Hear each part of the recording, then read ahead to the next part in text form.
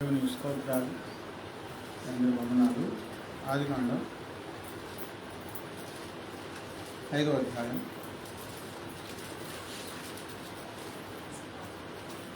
21 వచనం.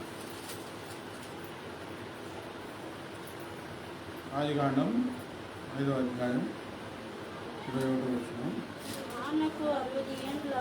హానోకు 65 ఏండ్లు బ్రతికి మెతూషెలను కనెను. మెతూషెలను కనిన తర్వాత 300 ఏళ్ళు దేవునితో నడుచుచు కుమారులను కుమార్తెలను కనెను. హానోకు దినములన్నీ 365 ఏండ్లు. హానోకు దేవునితో నడిచిన తరువాత దేవుడు అతన్ని తీసుకొని పోయిన కనుక అతడు లేకపోయాడు.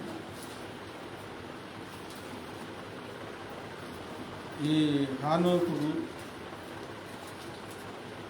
ప్రపంచం ఆరంభంలో ఆదాము మొదలుకొని హానోకు 7వ వాడు. ఎన్నోవాడు? 7వ మనిషి అన్నారు. 7వ వాడు. ఆ వాక్యం పత్రికల్లో రాయబడి ఉంటుంది. యూదా పత్రిక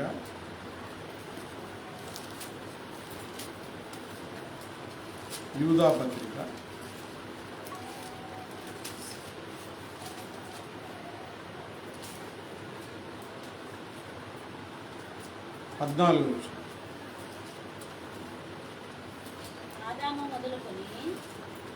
ఆదాము మొదలుకొని 7వ వాడైన హానోకు కూడా. ఆదాము మొదటి మనిషి. ఆదాము 1వ. హానోకు ఎన్నోవాడు? 7వ వాడు. చెప్పండి, హానోకు ఎన్నోవాడు? 7వ వాడు. హానోకు 65 ఏళ్ళు బ్రతికి మెతూషెలను కనెను. అంటే 65 సంవత్సరాలకు బిడ్డగన్నాడు. ప్రారంభంలో సంగతులు ఇవి. పిల్లల్ని ఎన్ని సంవత్సరాలకు కన్నాడు? వాక్యం వినాలి, జాగ్రత్తగా మనసు పెట్టి స్పందించాలి. నువ్వు చెప్పుకో, మేము అంతే కూర్చుంటామని అన్నట్టు ఉండదు. నేను చెప్తుంది ఏందో మీకు అర్థమవుతుంది ఏందో నాకు అర్థం కావాలి. ఎక్కడో ఉండబాకండి. తాను ఎన్ని సంవత్సరాలకు బిడ్డను అన్నాడు? 65 సంవత్సరాలు. ఆయనకి 65 సంవత్సరాలకు వచ్చినప్పుడు ఆయనకు బిడ్డ పుట్టాడు. ఇప్పుడు 65 సంవత్సరాలకు ఏమవుతుంది? ఇప్పుడు 60 సంవత్సరాలకు ఏమవుతుంది? అంతా వాళ్ళు ప్రాణమే అయిపోతుంది. అంటే ప్రారంభానికి ఇప్పటికి ఎంత తేడా వచ్చిందో, ఎంత మార్పు జరిగిందో ఈ ప్రపంచంలో. 65 సంవత్సరాలకేమో మెతూషెలను కన్నాడు. ఆ తర్వాత హానోకు మెతూషెలను కనిన తర్వాత 300 ఏండ్లు దేవునితో నడుచుచు. 65 సంవత్సరాలకు ముందు 65 సంవత్సరాల వరకు ఒక జీవితం. ఆయన ఒక బిడ్డను కన్నాడు. ఒక బిడ్డను కన్నప్పుడు ఒక జీవితం.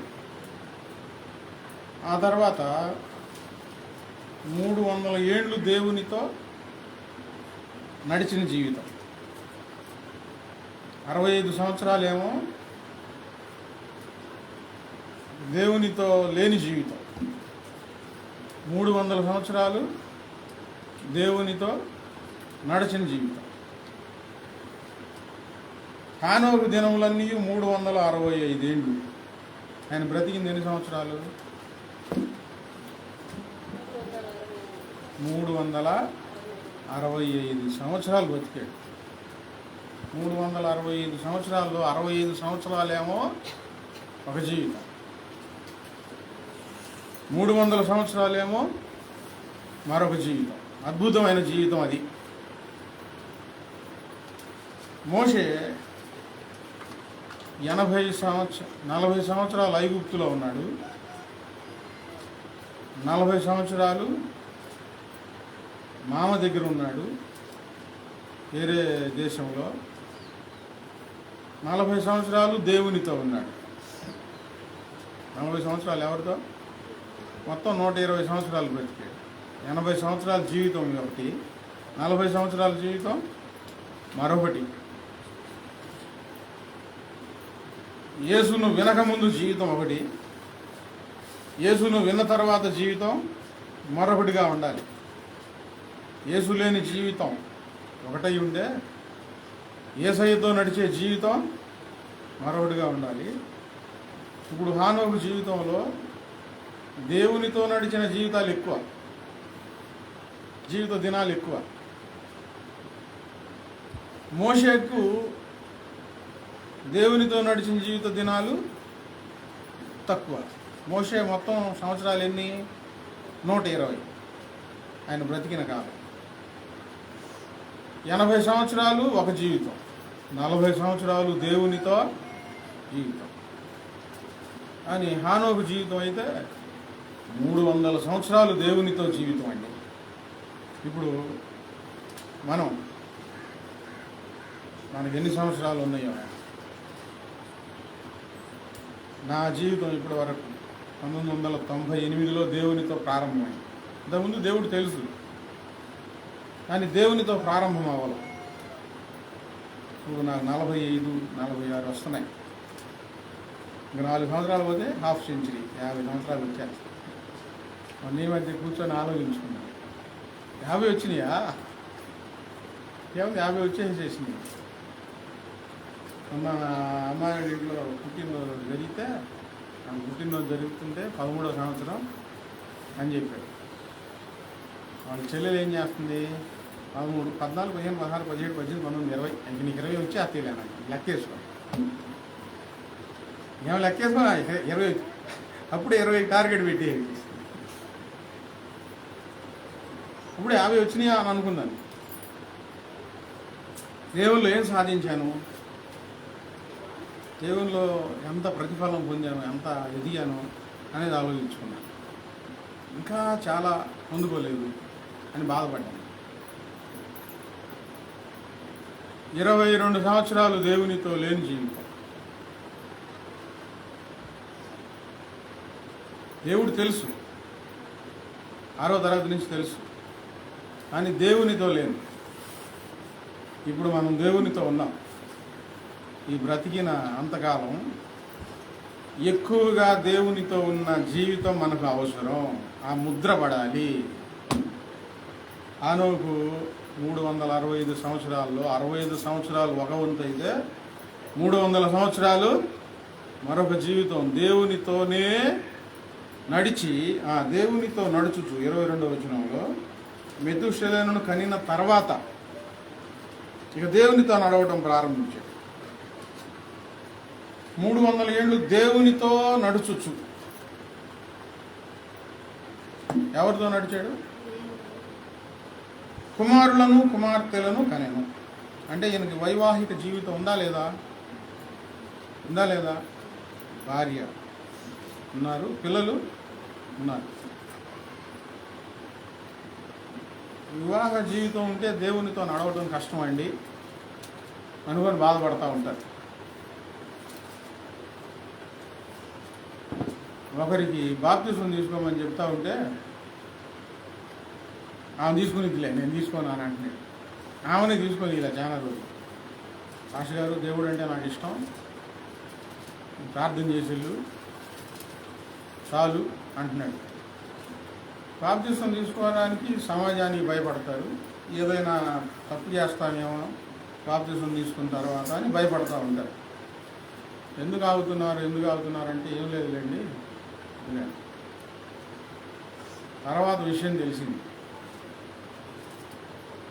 ఎలాగలా మొండి పట్టుబట్టి ఇక దేవుని ఆత్మ ప్రేరేపణకు నెట్టివేయకుండా తను లోబడి బాప్తిసం తీసుకొస్తాడు.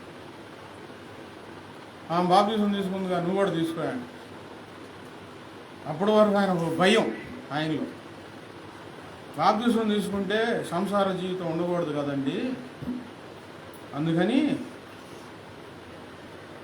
మొన్నటిదాకా ఆమెను ఆపాడు. నేను వివరంగా చెప్పాను, బైబిల్ గ్రంథంలో దానికి దీనికి సంబంధం ఏమీ లేదు. దేవుడు ఏర్పరిచిన ధర్మం అని. భార్య భర్తలు అనేది దేవుడు ఏర్పరిచిన ధర్మం. హానోకు వైవాహిక జీవితం కలిగి ఉండి పిల్లలను కంటూనే దేవునితో నడిచాడు. ఉన్నారా? ఎలా సాధ్యమైంది? దేవుడు కనిపిస్తే, ఆ దేవుడు ఉంటే, మనకు కళ్ళారా కనిపిస్తే, ఇక ఆ దేవుడు చేయి పట్టుకొని నేను వదలను అనేవాడు చాలామంది ఉంటారు.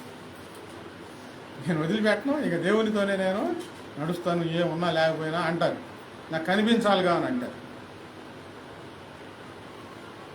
హానోకు దేవునితో ఎలా నడిచాడో, రోజు దేవుని ఆయన దగ్గరికి వచ్చాడా, ఆయనతో నడిచాడా? ఎలా నడిచాడండి? ఎలా సాధ్యం? సరే, దేవుడు కనిపించలేదు. భక్తిగా దేవునితో నడవాలి అని అంటే, దేవునికి ఇష్టం ఇచ్చిన నడవాలంటే చాలా కష్టమండి. చాలా ఆటుపోట్లు, చాలా సమస్యలు ఎదుర్కోవాలి. అది సాధ్యమా అని చాలామంది భయపడిపోయి ముందుకు సాగలేకుండా ఉన్నారు. అలాగే ఎంతకాలం ఉంటారు? మనల్ని పుట్టించిన దేవుడు, మనల్ని బ్రతికిస్తున్నది దేవుడు. మన పాపాలు కడిగివేసి పరిశుద్ధులుగా మార్చడం వరకు యేసు ప్రభు వారు తన ప్రాణమే అర్పించి, తన రక్తాన్ని చిందించి మన ప్రాణమే అర్పించారు. మనల్ని పవిత్రులుగా మార్చినది దేవుడు. మరి ఆ దేవునికి అంకితం అవ్వాలి కదా. లోకంలో మురికిలో ఎంతకాలం ఉంటారు? ఎంతకాలం మురికిలో కొనసాగుతూ ఉంటారు?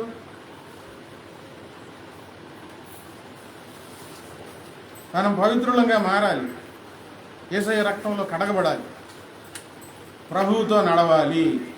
చెప్పండి, ప్రభువుతో నడవాలి.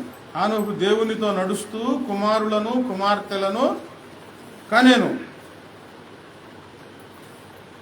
దేవునితో ఎలాగ నడవాలి? ఎలాగ సాధ్యం? వాక్యంలో మనం కొన్ని విషయాలు చూసుకుందాం. అయితే ఒక నిర్ణయం అయితే మనకు గట్టిగా ఉండాలి. ఏంటంటే, బాప్తిసం తీసుకున్న మన జీవితం దేవునితో మనము కొనసాగాలి, దేవునితో నడవాలి. హానోకు దేవునితో నడిచాడు. తర్వాత దేవుడు అతనిని తీసుకొని పోయి. ఈ సందర్భంలో ఆర్ఆర్కే మూర్తి గారి వాక్యం వింటూ హానోకు గురించి ఒక సంగతి విన్నాను. అందులో ఒక అమ్మాయో ఒక పాప ఎవరో కథ చెప్పారంట హానోకు గురించి. రోజు ప్రభువారు వచ్చేవారంట హానోకు గారి ఇంటికి. హానోకు కొంత దూరం ప్రభువుతో అలా నడిచి వెళ్ళేవాడంట. దేవుడు ఆకాశానికి వెళ్ళిపోయిన తర్వాత హానోకు మరలా ఇంటికి వచ్చేవాడు. ఒకరోజు హానోకు దేవుడు ఇద్దరు మాట్లాడుకుంటూ అలా దేవుడు వెళ్ళబోతుంటే, ఎవరైనా మన ఇంటికి అతిథులు వస్తే వారిని వదిలిపెడతానికి కొంత దూరం వెళ్తాం కదా, అలా హానోకు దేవుడు ఇద్దరు కలిసి మాటలు చెప్పుకుంటూ వెళ్తూ చాలా దూరం వెళ్ళారండి. చాలా దూరం వెళ్ళిపోయిన తర్వాత, ప్రభు ఇంక నేను ఇంటికి వెళ్తానంటే, ఇప్పుడు నా ఇంటికి నువ్వు దగ్గరగా వచ్చావు, మీ ఇంటి చాలా దూరం, ఇక నాతో పాటు వచ్చేయని చెప్పి ఆయన ఇంటికి తీసుకొని వెళ్ళిపోయాడు దేవుడు. ఆర్ఆర్కే మూర్తి గారు అన్నారు, అది కథ కావచ్చు, చెప్పుండొచ్చు, అది మాత్రం వాస్తవమే, అలాగ జరిగి ఉండొచ్చు అని చెప్పారు ఆయన. ఇక నా ఇంటికి వచ్చేసేసి దేవుడు తీసుకొని ఇష్టంగా మారిపోయాడు, బాగా ఇష్టంగా మారిపోయాడు హానోకు. మనం దేవునితో నడవాలండి. మన జీవితం లోకంలో ఉంటేనే ఎవరితో నడవాలి? దేవునితో నడవాలి. చాలా ప్రశ్నలు మనసులో మెదులుతూ ఉంటాయి. ఏంది ఎలాగ సాధ్యం? ఆ దేవుడు కనిపిస్తేనే ఆయన చేయబట్టుకొని ఆయన వదిలిపెట్టను, ఇక ఎన్ని నేను వదులుకోను, అది అంటూ ఉంటారు. ప్రభువుతో నడవడం అంటే ఎలా? ఇప్పుడు మనకు అవకాశం ఉంది. ఎలా? యెహోషువ గ్రంథం 22:5 త్వరగా చదవండి. యెహోషువ ద్వితీయోపదేశకాండం పక్కన ఉంటుంది. యెహోషువ గ్రంథం 22వ అధ్యాయం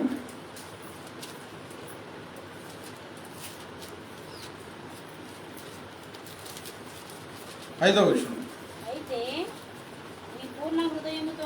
వినండి, దేవునితో ఎలాగ నడవాలంటే, అయితే మీ పూర్ణ హృదయముతోను మీ పూర్ణ ఆత్మతోను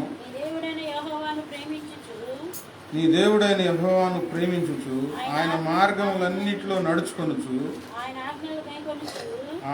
ఆజ్ఞలు గైకొనుచు ఆయనను హత్తుకొని ఆయనను సేవించుచు యెహోవా సేవకుడైన, నీ బైబిల్లో ఆయన ఉన్నా, యెహోవా సేవకుడైన మోషే ఆజ్ఞాపించిన ధర్మమును ధర్మశాస్త్రమును అనుసరించి నడుచుకోండి. దేవునితో నడవడం అంటే పూర్ణ హృదయంతో పూర్ణ ఆత్మతో ఆయన్ను ప్రేమించుచు, సగం హృదయంతో దేవుని ఆరాధిస్తే దేవునితో ఎలా నడవగలుగుతావు? ఎవరు నడవలేరు. సగం హృదయంతో ఉన్నంతకాలం దేవునితో నడవలేరు. హానోకు భార్య పిల్లలు ఉన్నారు. భార్య పిల్లల గురించి రాయలా. హానోకు ఒక్కడే దేవునితో నడిచాడు. హానోకు ఏం చేశాడు? పూర్ణ హృదయంతో పూర్ణ ఆత్మతో దేవుణ్ణి ఆరాధించాడండి. ప్రభు వారు దిగి వచ్చారు. నీ హృదయంలో సగం ఆరాధన, సగం లోకం మీద, సగం దేవుని మీద ఉన్నంతకాలం దేవునితో నడవలేవు. మనసంతా ప్రభువే ఉన్నప్పుడు ప్రభు తన పూర్ణ హృదయంతో పూర్ణ ఆత్మతో ఇంకా మీ దేవుడైన యెహోవాను ప్రేమించుచు, దేవుణ్ణి ప్రేమించుచు, లోకాన్ని చెడుతనాన్ని ప్రేమిస్తూ దేవుణ్ణి ప్రేమిస్తున్నంతకాలం దేవునితో నడవలేవు.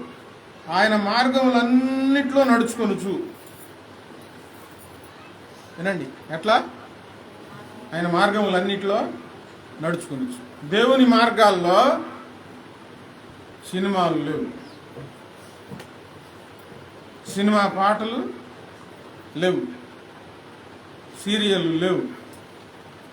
దేవుని మార్గాల్లో అసహ్యమైనది ఏది లేదు. ప్రార్థన అయిపోయిన తర్వాత ఇంటికి వెళ్ళి ఒక సినిమా పాట పెట్టుకొని ఇంటా ఉన్నావు అనుకో, అదే మార్గం. ఇప్పుడు దేవునితో నడుస్తున్నావా, దయ్యంతో నడుస్తున్నావా? ఎవరితో నడుస్తున్నావు? ఒక సంగతి చెప్తున్నాను. దేవుణ్ణి ప్రేమించేవారు, పూర్ణ ఆత్మతో పూర్ణ మనసుతో ఆరాధించేవారు లోకంలో ఉన్న వాటి జోలికి వెళ్ళరు కదా. వెళ్తారా? వెళ్ళలేరు. ఇక్కడ మందిరంలో కూర్చున్నంతసేపు బాగానే ఉండి ఇంటికి వెళ్ళిపోయిన తర్వాత ఏవేవో ఆలోచనలు నువ్వు కొనసాగుతూ ఉన్నావు అనుకో, దేవునికి ఇష్టం లేని ఆలోచనలు, ఆయన మార్గాలు అవి. చెడ్డ తలంపులు, చెడ్డ ఆలోచనలు దేవుని మార్గాల?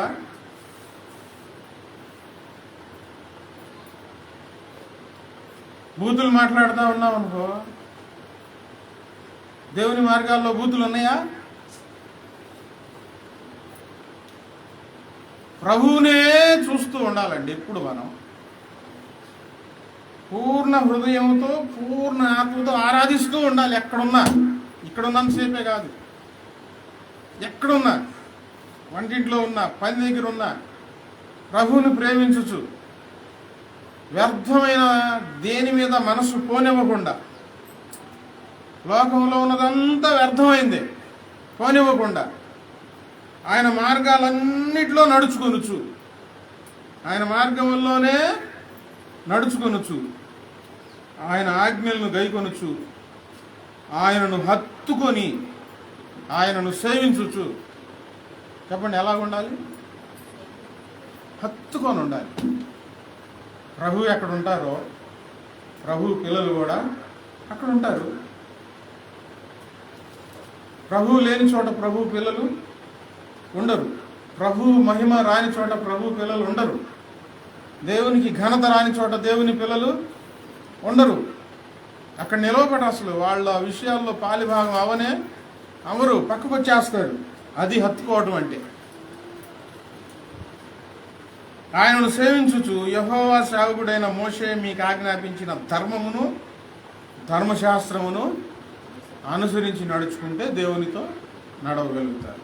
యెషయా గ్రంథం 56వ అధ్యాయం 1వ వచనం.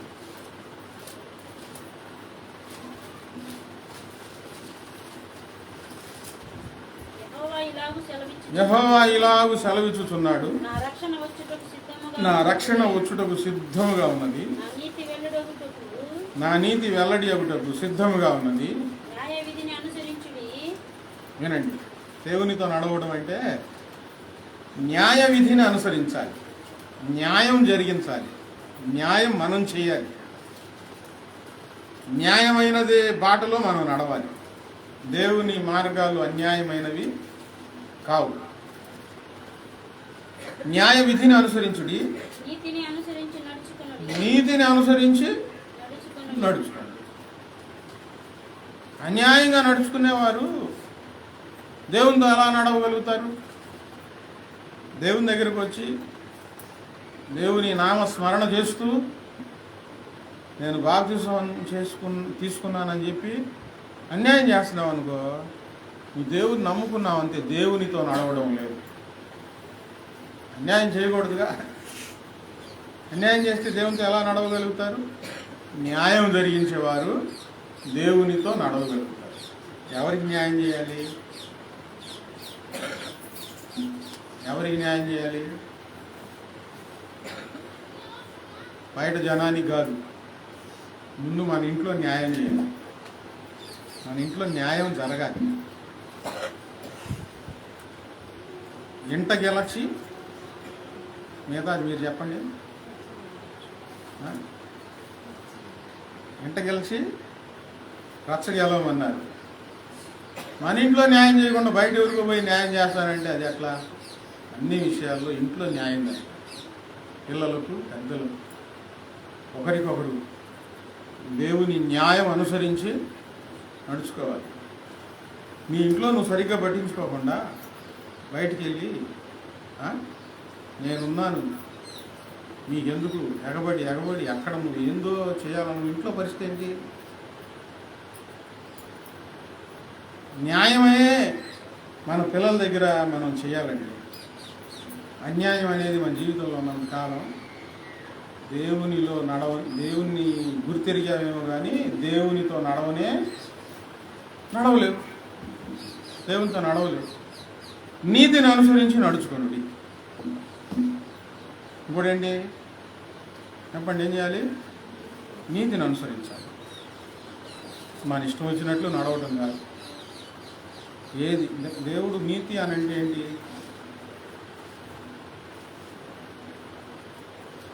దేవుణ్ణి ప్రేమించడం, దేవుణ్ణి ఒప్పుకోవడం, దేవుని నామముందు విశ్వాసం ఉంచడం, దేవుని లేఖనాలను అనుసరించి నడుచుకోవడం, అదే నీతి మనకు కలుగుతూ ఉంటుంది. అన్యాయంగా నడుచుకునేవారు దేవునితో నడవలేరు. ఇర్మియా గ్రంథం 6వ అధ్యాయం 16వ వచనం.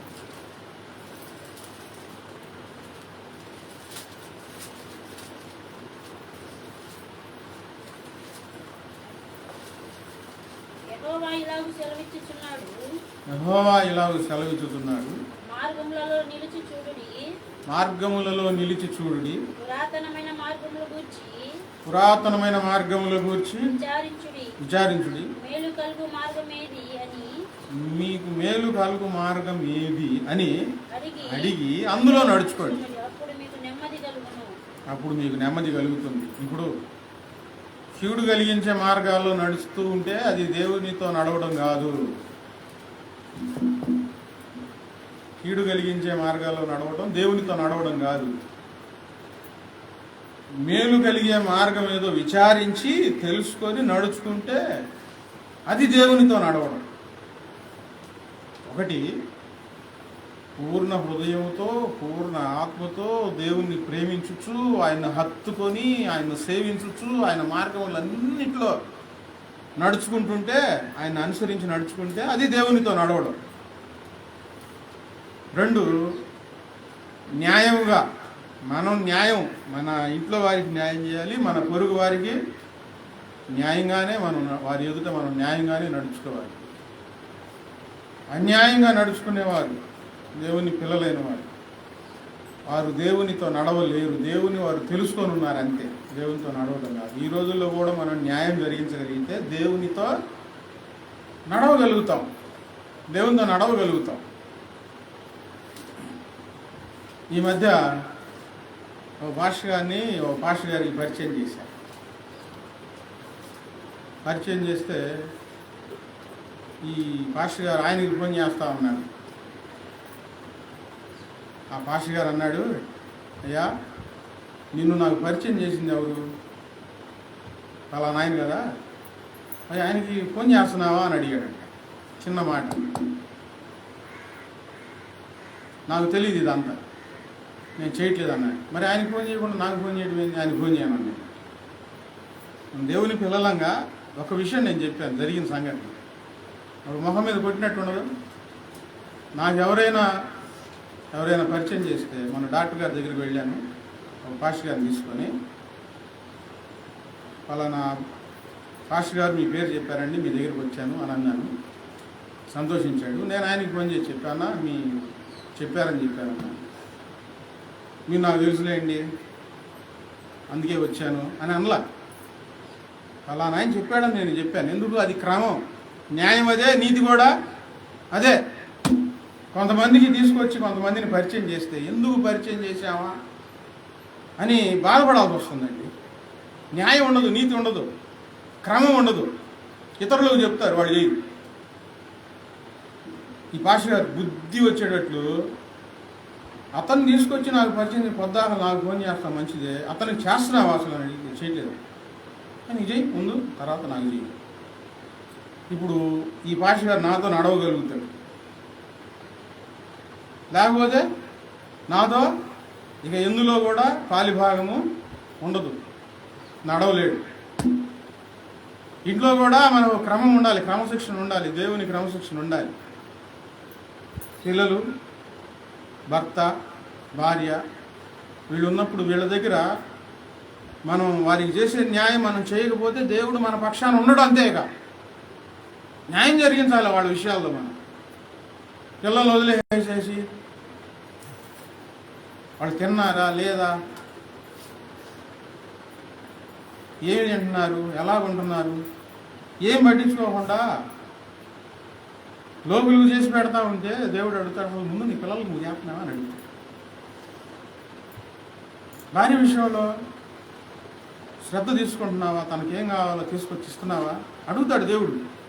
న్యాయం చేయాలి. భర్త విషయంలో నువ్వు న్యాయంగా ఉంటున్నావా, నా లేఖనాలు దాటి నీ ఇష్టం వచ్చినట్లు చేస్తే నేను ఊరుకోనాను ప్రభు అంటాడు. లేఖనాలు మించి నేను వాక్యానుసారంగా నడవకపోతే ఆయన ఊరుకోడు.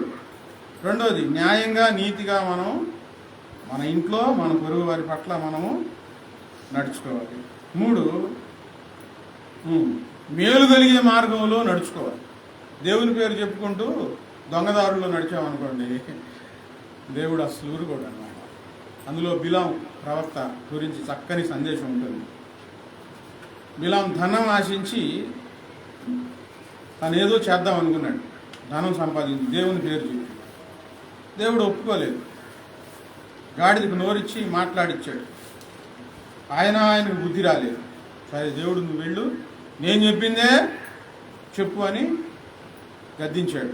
తన ఇష్టం వచ్చింది చెయ్యనివ్వలేదు. చాలా జాగ్రత్తగా ఉండాలి. మనకు మేలు కలిగే మార్గాల్లో మనం నడవాలి, అది దేవునికి ఇష్టం. మనం కీడు కలిగే మార్గాల్లో మనం వెళ్ళామనుకోండి, మనకు నష్టం, ఇతరులకు కూడా నష్టం దేవుడు కూడా బాధ కలుగుతుంది. దేవునితో నడవడం అంటే మనకు ఏ దారులు వెళితే మేలు కలుగుతుందో ఆలోచించి వెళితే అప్పుడు మనకు మేలు కలుగుతుంది. దేవుని స్తోత్రం. 4 ఇర్మీయా గ్రంథం 7వ అధ్యాయం అదే 6వ అధ్యాయం 16వ వచనంలోనే చదవండి, ఆ వాక్యం అంతా చదవండి. మేలు కలిగే మార్గంలో నడుచుకుంటే అప్పుడు మీకు నెమ్మది కలుగును. అప్పుడేం కలుగుతుంది?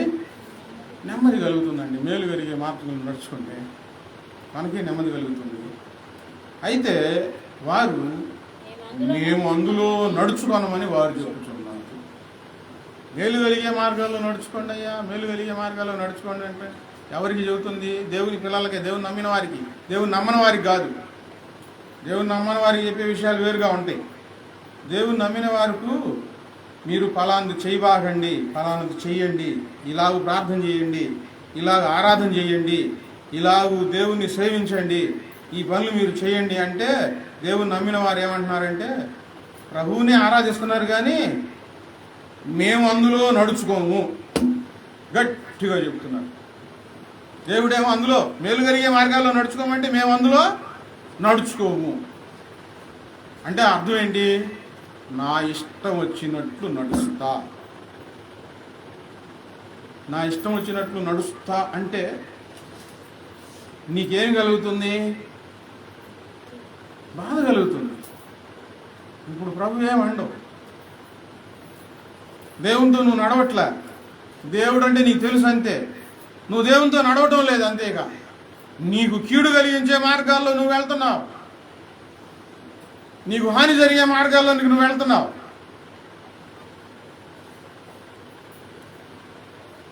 ఈ జనం అంటున్నారు అందులో మేము నడుచుకోము.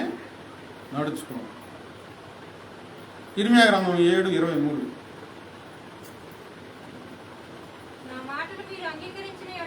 నా మాటలు మీరు అంగీకరించిన ఎడల నేను మీకు దేవుడనై ఉండును, మీరు నాకు జనులై ఉందురు, మీకు క్షేమం కలుగునట్లు మీకు ఆజ్ఞాపించుచున్న మార్గమంతటి యందు మీరు నడుచుకోండి. అయితే వారు మీకు క్షేమం కలుగునట్లు, మనకు క్షేమం కలగాలని దేవుడు దారి చూపిస్తున్నాడు. నా మాటలు మీరు ఆలకిస్తే నేను మీకు దేవుడనై ఉంటాను, నా మాటలు అంగీకరిస్తే నేను మీకు దేవుడనై ఉంటాను, మీకు క్షేమం కలుగునట్లు నేను మీకు ఆజ్ఞాపించుచున్న మార్గం అంతటి యందు నడుచుకోండి. దేవుడు ఏది చెప్తే ఆ దారుల్లో మనం నడిస్తే అప్పుడు మనకు క్షేమం అండి, అప్పుడు మనం దేవునితో నడవగలుగుతాం. ఇప్పుడు ప్రభువారు ఒకటి చెప్పారనుకోండి, మనం ఒకటి చేస్తే సరేలే ప్రభువా చేస్తాలే అని చెప్పి ఇంటికి వెళ్ళి మళ్ళీ ఇంకొకటి చేస్తే దేవునితో నడిచినట్లా నడవనట్లా? దేవునితో నడవలేరండి. దేవునితో నడవడం అంటే ఆయన చెప్పినదంతా, ఆయన ఆజ్ఞాపించిన మార్గం అంతటి యందు నడుచుకోవడం, అది దేవునితో నడవడం అంటే. ఎఫెసీయులకు రాసిన పత్రిక 5వ అధ్యాయం 1వ వచనం. ఎఫెసీయులకు రాసిన పత్రిక 5వ అధ్యాయం 1వ వచనం. కావున మీరు ప్రియులైన పిల్లల వలె దేవుని పోలి నడుచుకొనుడి. ప్రభువు నమ్ముకొని ఎవరిని పోలి నడుచుకోవాలి? ఎవరిని పోలి నడుచుకోవాలి? ప్రియులైన పిల్లల వలె. అంటే పిల్లల్లో ప్రియము కాని పిల్లలు ఉంటారు, ప్రతి ఇంట్లో ఉంటారు. మనసు నొప్పించేవాడు, మనసు కష్టపెట్టేవాడు. ప్రియులైన పిల్లలంటే ఏ చెప్తే అది చేసేవాడు. నిజంగా చెప్పింది చేసేవాళ్ళు ప్రియంగా మారిపోతారండి. ఒకటి చెబుతుంటే ఒకటి చేస్తూ ఉంటే తలనొప్పిగా మారుతారు. మనం దేవునికి ఎలా మారాలి? ప్రియమైన పిల్లల వలె ఉండాలి. అప్పుడు దేవుని నోట శాపాలు రావు, బాధాకరమైన మాటలు రావు, ఆశీర్వచనాలు వస్తాయి, ఆశీర్వాదపు వచనాలు వస్తాయి, శుభవచనాలు వస్తాయి, సంతోషకరమైన వచనాలు దేవుని నోట మనకు వినిపించబడతాయి. మనము ప్రియముగా ఉండి దేవుణ్ణి పోలి నడుచుకోండి. ఎవరిని పోలి చెప్పండి? ఎవరిని పోలి? ఎప్పుడైతే మనం దేవుని పోలి భూమి మీద నడుచుకుంటూ ఉంటామో దేవునితో అప్పుడు నడవగలుగుతాం. మనం దేవుని పిల్లలం, సినిమా యాక్టర్లం కాదు. సినిమా యాక్టర్లు రకరకాలుగా మారిపోతూ ఉంటారు, అవునా కాదా? ఒకసారి లాయర్ అవుతారు, ఒకసారి పోలీస్ అవుతారు, ఒకసారి ఏమో డాక్టర్ అవుతారు, ఒకసారి రౌడీ అవుతారు, ఒకసారి ఏమో దొంగలు అవుతారు. ఒక్కొక్క సినిమాలో ఒక్కొక్క వేషం వేసుకుంటారు.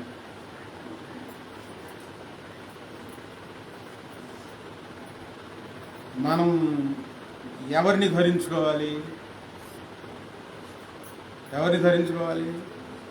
యేసుక్రీస్తు వారిని ధరించుకొని యేసుప్రభు వారు ఎలాగూ బ్రతికారో అలాగూ బ్రతకాలి. దేవుని పోలి నడుచుకుంటే దేవునితో నడవగలుగుతాం.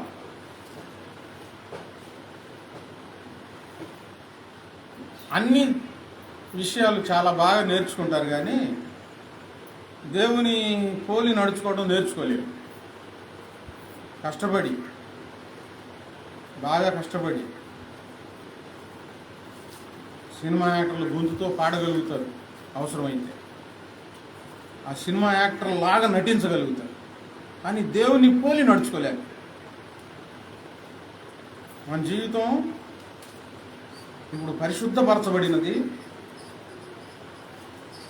చాలా విలువను దేవుడు మనకి ఇచ్చాడు. ఎవరిని అనుసరించి నడుచుకోవాలి? దేవుని వలె దేవుని అనుసరించి మనం నడుచుకుంటే దేవునితో నడవగలుగుతాం, ప్రియులైన పిల్లల వలె.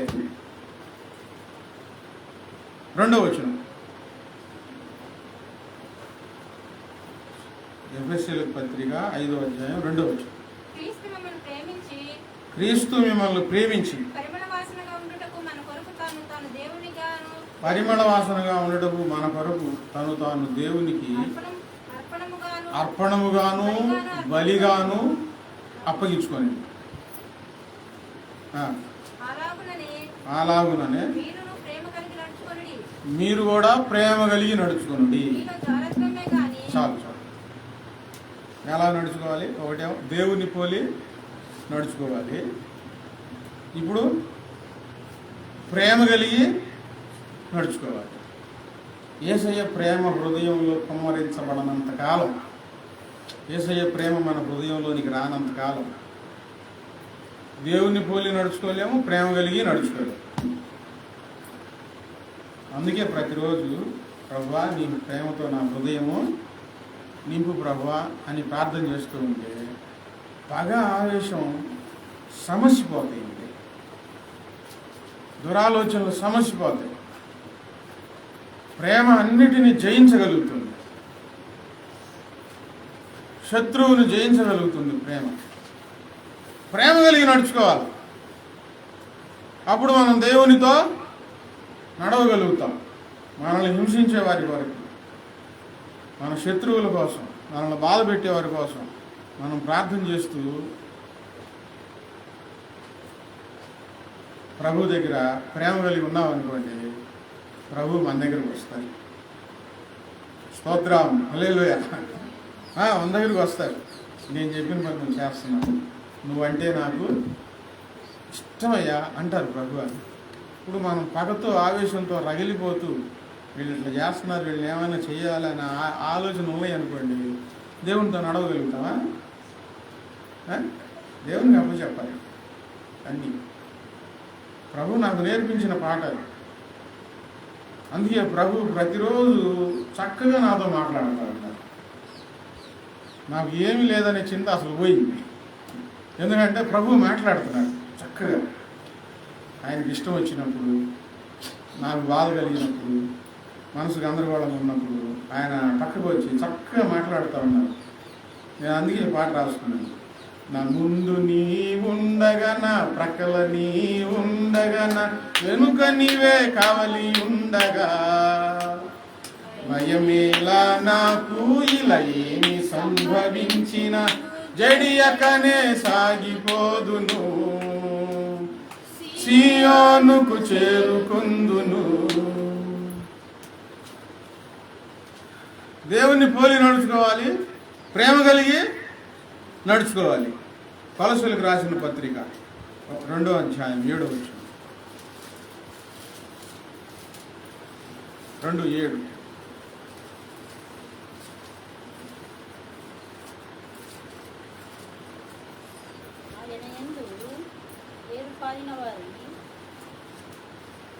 కావున మీరు ప్రభువైన యేసుక్రీస్తు యేసును అంగీకరించిన విధముగా ఆయన యందు మీరు నేర్చుకొనిన ప్రకారము విశ్వాసమందు స్థిరపరచబడుచు. మీరు నేర్చుకొనిన ప్రకారం విశ్వాసమందు స్థిరపరచబడుచు. ఆపండి, నేను చెప్తాను. ఇప్పుడు దేవుని వాక్యం వారం వారం మీకు వినిపిస్తూ ఉన్నప్పుడు నేర్చుకోవాలి. ఈరోజు కొన్ని విషయాలు చెప్పాను. అందులో ఒక్కొక్కరికి ఒక్కొక్క విషయం అవసరం అవుతుంది, అవును కదా అనిపిస్తుంది. వెంటనే దాన్ని మనం ఆచరణలో పెట్టాలి, నేర్చుకోవాలి. మీరు నేర్చుకొనిన ప్రకారం ఏమి నేర్పిస్తున్నాం? దేవునితో నడవాలి, పూర్ణ హృదయంతో, పూర్ణ ఆత్మతో, పూర్ణ మనసుతో ఆయన హత్తుకొని ఆయన మార్గములన్నిట్లో మనము నడవాలి అని నేర్పిస్తున్నాం. మేలు కలిగే మార్గాల్లో నడవాలి, దేవుణ్ణి పోలి నడుచుకోవాలి, ప్రేమ కలిగి నడుచుకోవాలి నేర్పిస్తూ ఉన్నాం. అసలు ఆ సారాంశం అంతా ఈరోజు వాక్యంలో ఉంది. భక్తి జీవితంలో మనం చేయవలసిన సారాంశం అంతా ఈ మీరు నేర్చుకొనిన ప్రకారం.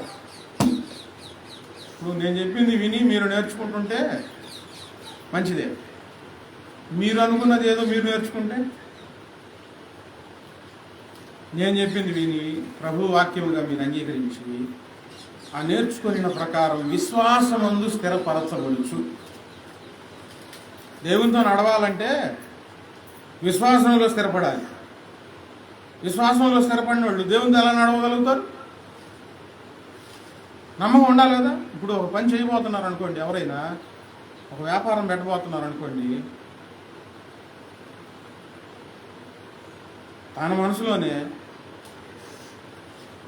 వస్తువులన్నీ తీసుకొచ్చి పెట్టుకొని, ముందేమో వ్యాపారం ప్రారంభిద్దామని వస్తువులన్నీ తెచ్చిపెట్టుకొని ఏదో ఆలోచన వచ్చి, అమ్మ బాబాయ్ వ్యాపారం సాగదేమో నాకెందుకులే అనుకొని ఆగిపోయాడు అనుకోండి, ముందుకు వెళ్ళగలుగుతాడా?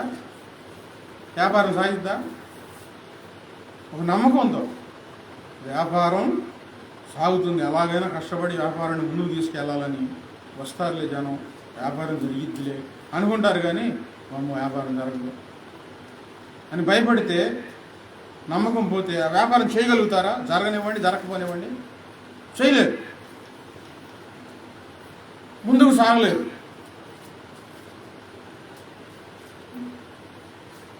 నేను వరి కోతకు వెళ్ళాను చిన్నప్పుడు. ఆ ముసలామ తెగ కోసేస్తుంది, ఆమెకు అలవాటు బాగా, కసా కోసేస్తుంది. నేను కొంచెం దూరం పోయేగానే లేచి నిలబడ్డా, నడువులు నొప్పులు పడుతున్నాయి, ఆమెం తగ్గొస్తుంది. ఏందిరా అప్పుడే లేచి నిలబడ్డావు, పోయిరా అని అంటాను. అమ్మో ఈ నా వల్ల కాదు కొయ్యటం అనుకున్నా. లేదయ్యా ఏం కాదయ్యా, కాసేపు గొడవలు పెట్టి కొయ్య, ఏం కాదయ్యా అని మరలా ఓర్చుకొని నొప్పిని చిన్నగా పాత మొదలు పెట్టాము. ఒక 10 నిమిషాల తర్వాత సర్దుకుంది ఒళ్ళు, ఇక మామూలుగా పాత కోసుకుంటూ వెళ్ళిపోయాం సాయంత్రం వరకు. భయపడి ఆగిపోతే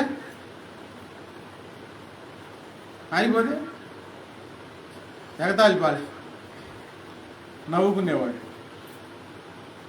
మనం దేవుని యందు విశ్వాసంలో స్థిరపరచబడకపోతే, మనం నేర్చుకున్న ప్రకారం విశ్వాసంలో స్థిరపడతాం. మీరు విశ్వాసంలో స్థిరపడాలని కొన్ని మంచి సంగతులు దేవుడు నాకు నేర్పించినవి నేను మీకు నేర్పిస్తా ఉన్నాను. విశ్వాసంలో స్థిరపడకపోతే దేవునితో నడవలేవు. రోజు రోజుకి మనలో విశ్వాసం పెరగాలి. ప్రభువు నాతో ఉంటాడు, ప్రభువు నాలో ఉన్నాడు, ఆయన నా చెయ్యి విడిచిపెట్టడు. ఆయనకు అసాధ్యమైనది ఏది లేదు. నేను నమ్మిన దేవుడు నిజమే. ఆయన నా ప్రార్థన ఆలకిస్తాడు. నన్ను గమ్యం వరకు ఆయన నడిపిస్తాడు. మరణం తర్వాత ఆయన నాతో ఉంటాడు. నేను చేస్తున్న పని వ్యర్థం కాదు అని ప్రతి రోజుకి స్థిరపడితే ఆదివారం చక్కగా అన్ని ఆరాధనలకు రాగలుగుతూ ఉన్నారు. స్థిరపడకపోతే ఏమవుతారో తెలుసా? దేవునితో నడవలేదు. నమ్మకం ఉండాలి, మంచి విశ్వాసం ఉండాలి. విశ్వాసం లేకపోతే ప్రభువుతో ఈ ఆత్మీయ ప్రయాణమును కొనసాగించలేరు, ప్రభువుతో నడవలేరు. ఇక అంతే. దగ్గర అవ్వాలి. ప్రభు స్వరం మీరు రోజు వినటం అలవాటు పడాలి. నాతో కాదు, మీతో మాట్లాడతాడు ప్రభువారు. మీరు ప్రభువు దగ్గర అవుతూ ఉండాలి, వింటాం. అప్పుడు మీకేం కలుగుతుందంటే, ఆహా, ప్రభువు నాతో మాట్లాడుతున్నాడు, మరలా మీరు ప్రార్థన చేసుకుంటారు. స్థిరపడాలి, విశ్వాసంలో స్థిరపడచ్చు. కృతజ్ఞత స్తుతులు చెల్లించుట యందు విస్తరించవచ్చు. స్తుతులు చెల్లించేవారు దేవునితో నడుస్తారు. స్తుతులు చెల్లించలేని వారు దేవునితో నడవలేరు.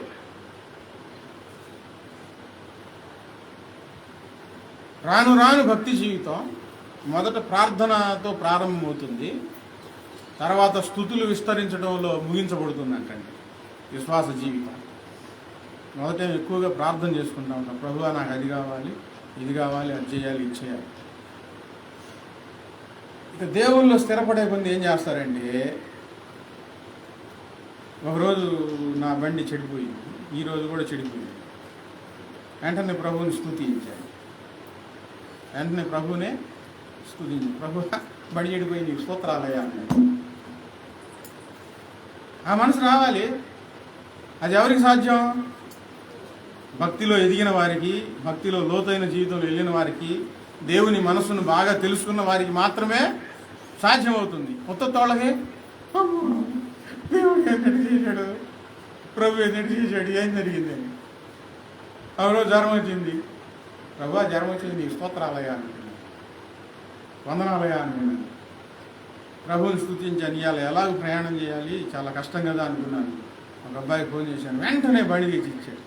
బండి తెచ్చి ఇంకా ఏం చెప్పాలి? ప్రభు ఈ బండి తెచ్చి ఇచ్చినందుకు ఆ బిడ్డను దీవించు, నీకు బండి చెడిపోయినందుకు స్తోత్రాలు, బండి ఇచ్చినందుకు స్తోత్రాలు. స్తుతులు చెల్లించడంలో విస్తరించాలా. దేవుడు మనకు చాలా ఇస్తా ఉన్నాడు, చాలా చేస్తా ఉన్నాడు. మనం ప్రతి అడుగులు ఏం చేయాలంటే, కష్టం కలిగినా నష్టం కలిగినా ఏం చేయాలండి? ప్రభువుని స్తుతించుకుంటూ వెళ్ళాలి. అన్నీ మన మేలు కోసమే. బాధపడకూడదు, ఏడవకూడదు, సణుకోకూడదు. స్తుతులు చెల్లించడంలో విస్తరించాలి. మీ ఇంట్లో ఏదైనా కావాలనుకోండి, అయిపోయింది అనుకోండి, ప్రభువా ఈ వస్తువు అయిపోయింది, స్తోత్రాలయ్యా అనండి. మళ్ళీ ఇంకొక వస్తువు వచ్చింది, మళ్ళీ ఏం చేయాలి? ఇప్పుడు ప్రభువా ఈ వస్తువు వచ్చింది, నీకు స్తోత్రాలయ్యా అని చెప్పండి. ఎవరైనా మిమ్మల్ని బాధ పెట్టారనుకోండి, ప్రభువా వీళ్ళు బాధ పెట్టారు, నీకు స్తోత్రాలయ్యా, నీకు తెలియకుండా ఏమి జరగదు అని చెప్పండి. ఎవరైనా మిమ్మల్ని సంతోషపెట్టారనుకోండి, ప్రభువా వీళ్ళు మమ్మల్ని సంతోషపెట్టారు, నీకు స్తోత్రాలయ్యా అని చెప్పండి. స్తుతులు చెల్లించడంలో విస్తరించాలా, బాగా విస్తరించాలి. అన్ని విషయాల్లో మనసారా స్తుతించండి అండి. ఎంత చక్కగా నిద్రపడుతుందో, హాయిగా నిద్రపడుతుంది. దేవుడు అట్లాంటి ప్రశాంతత ఇస్తాడు, అంతే. ఇక మంచి నిద్ర పడుతుంది, మంచి ఆరోగ్యం వచ్చింది, మంచి మేలులు మనకు జరుగుతూ ఉంటాయి. స్తుతులు చెల్లించడంలో స్తుతులు చెల్లిస్తూ ఉండేవారు దేవునితో నడవగలుగుతారు. ఎన్ని చేసినా స్తుతులు చెల్లించకపోతే దేవుడే దూరం అయిపోతాడు. దేవుడు ఎక్కడ ఉన్నాడో కనపడడం, దేవునితో నడవలేదు.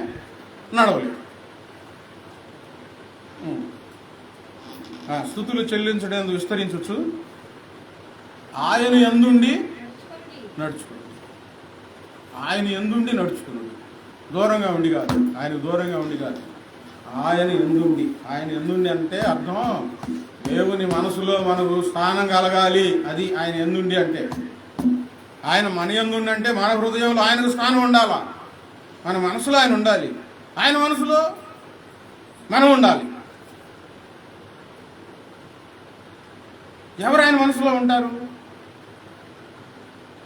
ఇప్పుడు చెప్పానుగా, పూర్ణ హృదయంతో పూర్ణ ఆత్మతో ఆయన ఆరాధిస్తూ ఉంటే వాళ్ళు ఆయన మనసులో ఉంటారు. నాకు తెలుసులే, దేవుడు నా హృదయంలో ఉన్నాడులే, యేసయ్య అంటే నాకు ఇష్టంలే అన్నుడు మనసులో ఉండడు.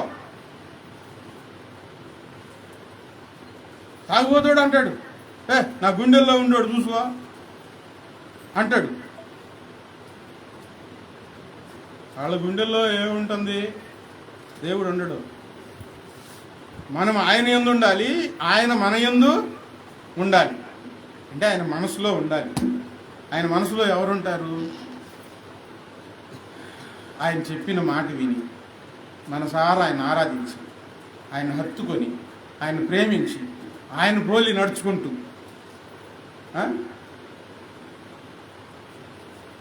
ప్రేమతో నడుచుకునే వారి మనసులలో ఆయన మనసులో వాళ్ళు ఉంటారండి. అప్పుడు వాళ్ళు ఆయనతో నడవగలుగుతారు. తెస్సలోనీయులకు రాసిన పత్రిక 5వ అధ్యాయం 15వ వచనం. మొదటి తెస్సలోనీయులకు రాసిన పత్రిక 5వ అధ్యాయం 15వ వచనం. ఎల్లప్పుడూ మేలైన దానియందు దానిని అనుసరించి నడుచుకోండి. దాని ముందే ఉంటుందంటే, మీలో ఒకని ఎడల ఒకడు మనుషులందరి ఎడల, చెప్పండి, ఒకని ఎడల ఒకడు మనుషులందరి ఎడల ఎల్లప్పుడూ మేలైన దానిని అనుసరించి నడుచుకోనండి. వారికి ఏది ఇష్టమో, మనుషులకు ఏది ఇష్టమో, ఏది చేస్తే మేలు జరుగుతుందో, నేను ఏ పని చేస్తే ఇతరులకు మేలు జరుగుతుందో, నాకు మేలు జరుగుతుందో అది ఆలోచించి నడుచుకునేవారు దేవునితో నడవగలుగుతారు. ఆలోచన లేకుండా నడిచేవారు దేవునితో నడవలేరు. దేవుడు వారి పక్షాన ఉండడు. దేవుడు అంటే వాళ్ళకి తెలుసు, అంతే. దేవుడు అంటే తెలియటం కాదండి, దేవునితో నడవాలి. హానోకు గురించి చక్కగా రాశారు. హానోకు దేవునితో నడిచారు. ఎందుకు రాశారు? దేవుడికి హానోకు ఇష్టుడయ్యాడు. ఎందుకు ఇష్టుడయ్యాడు? భూమి మీద తన ప్రవర్తన, తన మాటలు, తన జీవితం, తన మనస్సు ఒక క్రమంలో పెట్టి దేవునికి అప్పచెప్పాడు. న్యాయంగా నడుచుకున్నాడు, నీతిగా నడుచుకున్నాడు, దేవుని పోలి నడుచుకున్నాడు, ప్రేమతో నడుచుకున్నాడు. అంతే. దేవునితో నడవడం అంటే ఆయన నడిచిన విధానం, ఆయన జీవించిన విధానం ప్రజలందరూ చూసి ఇతను దేవునితో నడుస్తున్నాడని బిరుదిచ్చారు. నీవు దేవునితో నడవాలంటే ఈ పనులన్నీ చేయి చాలు. ఎవరితో నడుస్తుంటాం? దేవునితో.